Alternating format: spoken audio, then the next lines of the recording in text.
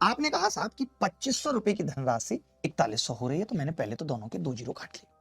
फिर मैंने कहा यार 4 की गुणा भी करनी पड़ेगी, 100 पे देखना है ना हमें। तो 100 कितना हो रहा है? आपने कहा 4 एकम 4, 4 चौक 16, कितना हो रहा है? 64।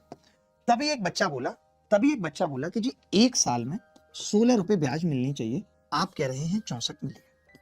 बोलो 64 मिली है? देख पा रहे हैं नहीं? 16 की जगह अगर 64 है तो एक की जगह ये मसला 4 सालों का है। ये मसला कितने का है? 4 सालों। अगर कोई डाउट है तो बता दीजिए, कोई भी शिकायत है तो बता दीजिए। एक सवाल पूछता हूं आपसे, बहुत अच्छा लगेगा। अब एक एक दो दो टाइप के एक एक सवाल करते हैं। जैसे ये सवाल पेपर में पूछा गया, ये कह रहा था कि भाई साधारण ब्याज पर 6400 रुपए की राशि, जैसे हमने पढ़ा सवाल, 3 वर्षों में 8320 हो गई, उसी दर पर 5 वर्षों में 7200 की राशि कितनी हो जाएगी, ये पूछा। तो मैंने कहा यार कि राशि जितनी भी हो जाएगी वो 7200 के तो प्रोपोर्शनल होगी, क्योंकि प्रिंसिपल है, और 7200 में क्योंकि 9 आ रहा है, 9 का मल्टीपल है, तो राशि जो भी होगी वो 9 का मल्टीपल तो होगी। कैसे नहीं होगी आप बताओ?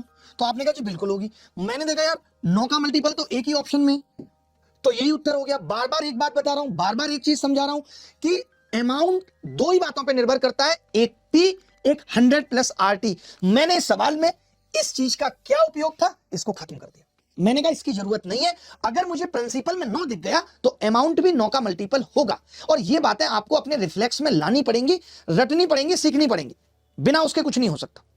अब देखिए पता है मुसीबत क्या है, कि जब कोई ऐसा सवाल पूछ ले, अब किसी ने ऐसा सवाल पूछ लिया, आप जैसे ही बंदे ने बोला कि मास्टर साहब अब बताओ आप, अब तो आप फंस गए। मैंने कहा कैसे? आपने कहा आप तो कह रहे थे प्रिंसिपल फलाना ढिमका है, ये है, और बताओ भाई उत्तर क्या होगा, साधारण ब्याज कितना होगा, ये आपने मुझसे पूछ लिया। मैंने कहा 9 का मल्टीपल होगा, मैं चिल्लाया। आपने कहा सारे ऑप्शन 9 के मल्टीपल है मास्टर, अब बताओ क्या होगा। सारे ऑप्शन 9 के मल्टीपल है, तो अब आप मुझे दिमाग लगा के बताओ कि इस सवाल का उत्तर क्या होगा।